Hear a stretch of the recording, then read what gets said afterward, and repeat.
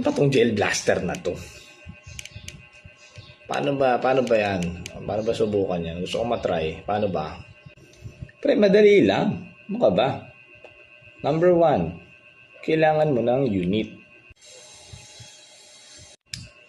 Number 2, basic goggles.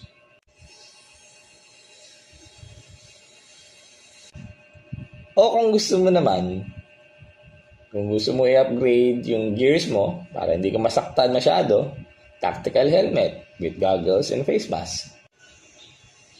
Dagdagan mo ng vest para sa yung magazines. Plus elbow and knee pads. Kung gusto mo mag-slide, mala COD ang labanan. Diba?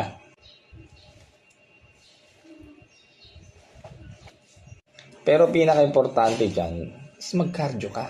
Kasi tatakbo kayo, yuyuko, dadapa, kung ano man.